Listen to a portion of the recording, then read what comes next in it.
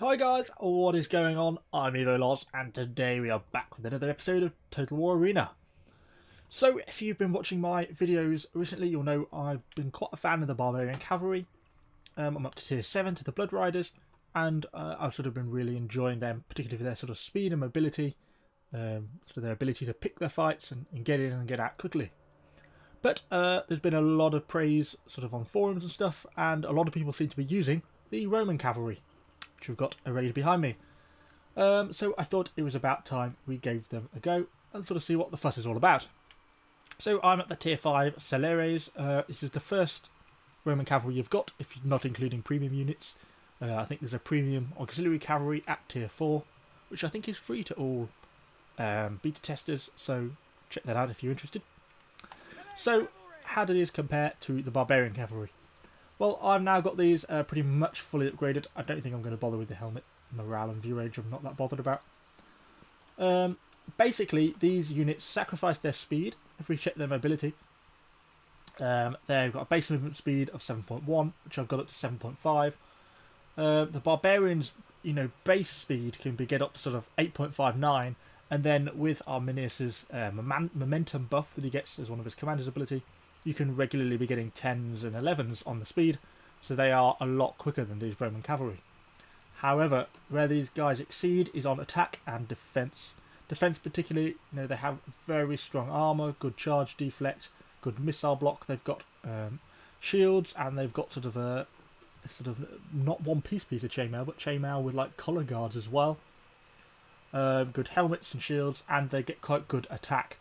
Their charge isn't amazing, it's not like the Greek cavalry, but once they're stuck into a fight, they can really even go to the so far as to take on other heavy infantry units and actually stand a bit of a chance. So if we compare the statistics of these, so if we look at the aggression and the defense is very high. If we compare that, if we flick through down to the, the barbarian tech trees, which is there, and look at the barbarian equivalent, which is the mounted warband, you'll see their base statistics is a lot less. You see their aggression is down, the defense is massively down, they get much less shield block and charge deflect, but in turn they get that much higher movement speed when they have modifiers that give good increase to movement speed, like the 5% movement speed there, bonus that they get. So so basically, in short, you're sacrificing maneuverability for increased attack and defense. So let's flick back to Scipio. So Scipio is basically the main Roman cavalry commander, is really your only choice. Caesar, Germanicus have no real useful abilities that can be used with cavalry, although Scipio can be used as an infantry commander as well. So the three buffs, you've got Warcry. The first one you get, which basically reduces the enemy defense and morale. It can be pretty useful. When you activate it, if an enemy is close to breaking but just hanging on, you can activate this, take 90 morale off, and that can just be enough to make them break. And routing enemies is probably one of the better things you can do in this game. It can really turn the battles. You've got your Wrath of Mars, which is basically the charge for the cavalry.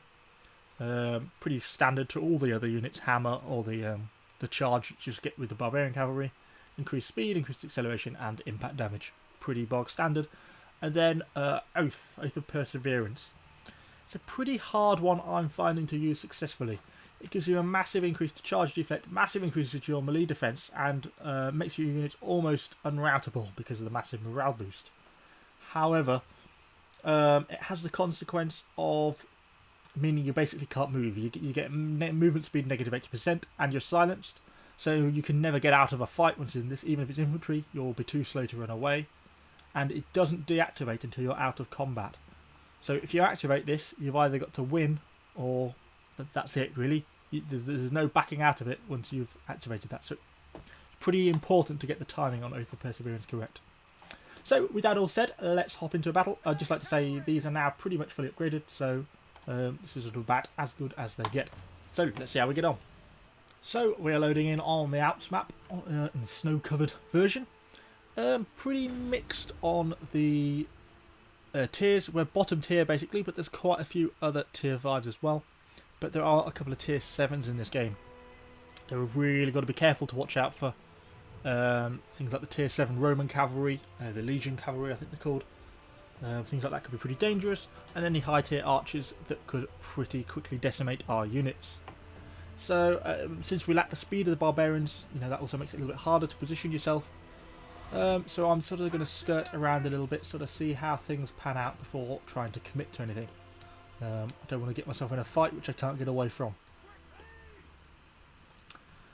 So we'll head over this way. Obviously there's no momentum to activate anything like that, which obviously I'm used to with the barbarians.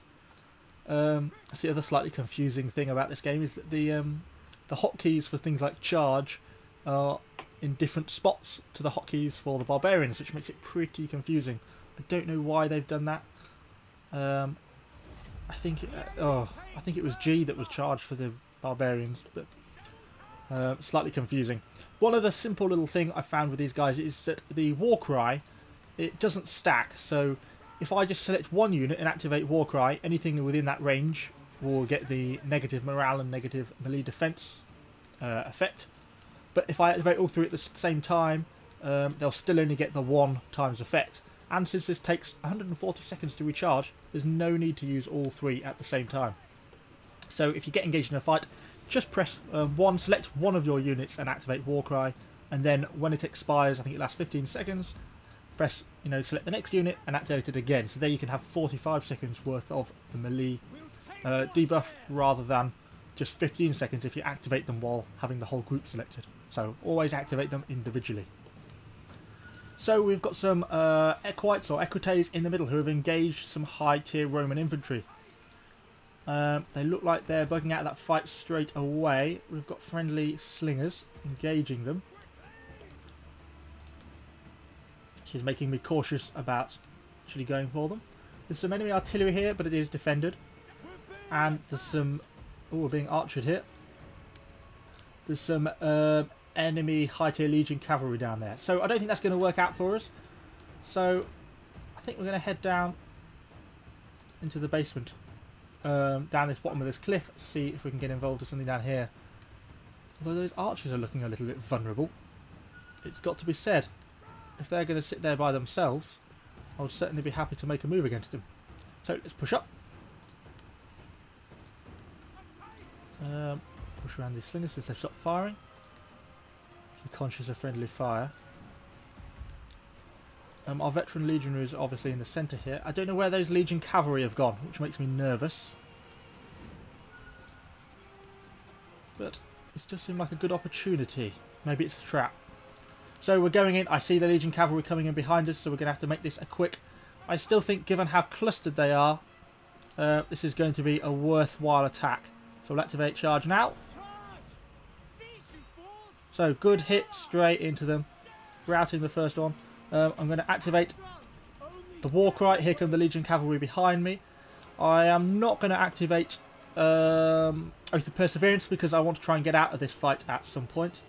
We've got the second unit of Legion cavalry coming up. It'd be good if these companions can charge them. Okay, they didn't bother using their charge, which is a little odd. We'll activate the second war cry.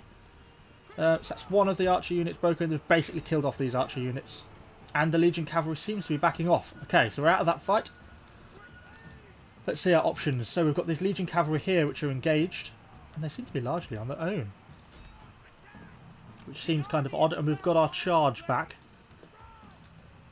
The companion cavalry seems quite happy to engage. And they've activated Oath. They've oathed, which has committed them to this fight. So we'll do a charge. Not particularly effective. Obviously they're oathed, so we've got to be careful about doing anything too much. We'll activate our war cry. They're silenced, so they can't activate one. And some of their units are getting out of the fight.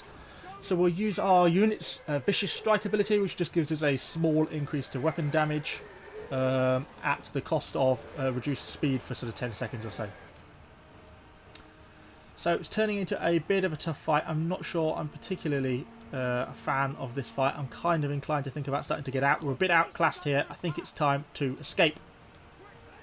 Hopefully the companion cavalry will realise and look to get out as well, which they are doing. It's time to break off. It was quite a successful attack against those archers. They were quite high tier units as well, so I think that was well worthwhile. So let's see if we can get out and get back to a bit of safety of some more friendly units. We are losing this fight so far though. And that artillery is quite a pain, but there is a lot of defence around that artillery. We're not going to be able to make any indent there. Some Gunganir charges down there, which if we can get in a fight, will be easily dealt with. We're driving off these equites.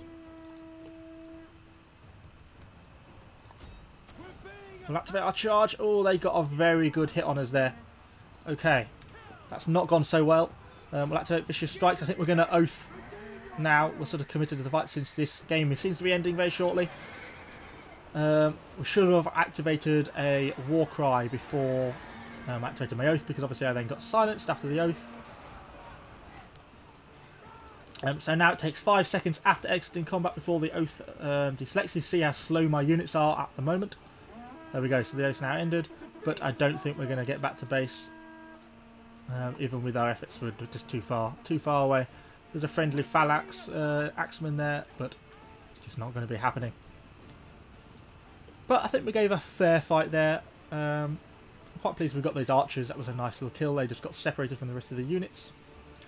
Obviously the Legion Cavalry was 2 tiers higher than us, which made it pretty hard to do anything about it really, which is a bit unfortunate, but it's just the way it goes. We're not going to make this, I don't think. We'll activate the charge. No, not quite enough.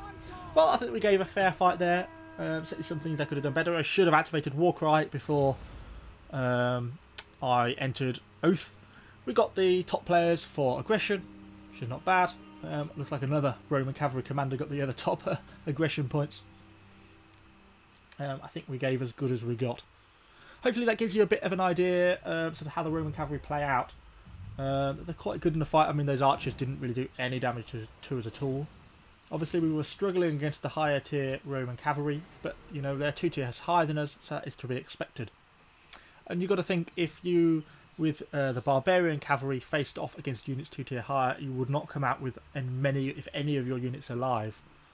That's sort of where the Romans, you know, survivability really comes in. You can get into a fight and get out again without too much trouble. So we got top aggression, did a little bit of support, but not too much. The enemy team would just played better than us. I guess that's the tier 7 Legion Cavalry who got their most aggression points. Obviously I'm using consumables, but I still made a decent profit even with a defeat. Yeah, to quickly talk about the consumables, there's not really a lot to pick from. You get 4 options: increased armor, increased sort of charge basically, and increased attack. So it's a bit of a tough one, but I decided I'm not that bothered about the armor. I think they have pretty good armor anyway, and +8 and +1 shield armor isn't a massive boost, and I felt it was pretty similar with that.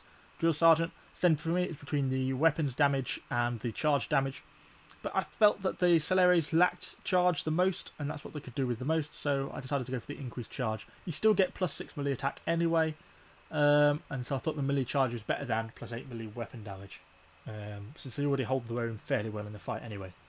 So that's what I've gone for. Always use consumables every fight, since it makes such a good profit anyway in this game at the moment. So I think they're well worth it.